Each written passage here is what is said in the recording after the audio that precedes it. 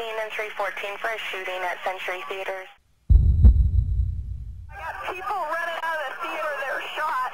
There are moments One of the doctors like, get back in there, I don't know what's going on. when uncertainty can be staggering. My pager stated mass shooting, that's all it said on there. That was my oh my God moment. I saw patients all over the hallways in beds. I saw staff that were covered in blood because they were pulling patients out. But in those moments, the best in humanity rises. Once patients started arriving, it was really just, you didn't have time to reflect, you just had time to act.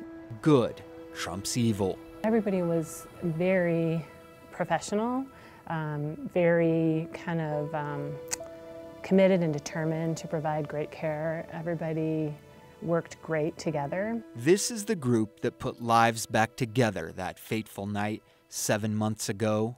We actually got to make it a little bit better. To be clear, it was chaotic. Police officers acting quickly rushed victims to hospitals, not by ambulance, but in their patrol units. This was the ambulance bay outside University Hospital shortly after the shooting. Went from life support to tubing someone's chest to holding someone's intestines. I called the command center and I said, I need some nurses down here right now. I mean, this is an unspeakably horrible thing.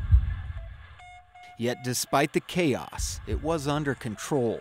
Victims were in good hands. These hands. There was one little girl who I will always remember.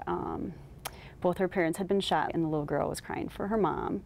And I just went up to her and I said, you know, I'm a mom. If you want to come to me, I'll hold you. And she completely came to me and wrapped her little arms around me. Both parents survived. And I hugged the mom and I just said to her, I'm so happy that your family's okay. And them being okay, I think it's really good to replace the memory in my mind of someone with multiple gunshot wounds to their head with what I saw 2 weeks later, which is people smiling and eating Starbursts and walking around the floor and getting ready to go home. Like, that's pretty cool. What happened that night certainly took its toll. I have some very tough days, unfortunately. It's definitely the hardest thing I've had to go through in my entire life. Dr. Avery McKenzie was only in her 3rd week of residency. I probably have already worked the hardest shift of my entire career.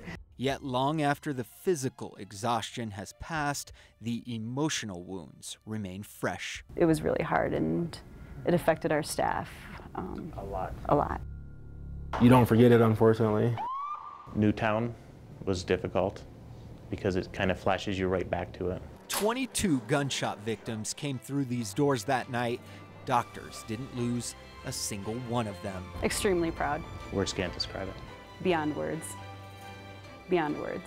In that moment of uncertainty, these doctors and nurses stepped up. There are very hard aspects of it and sad aspects of it, but I feel overall we help a lot of people, and that's the part that I love. I feel really good about the decision that I made to go into emergency medicine, and I would make it again in a second.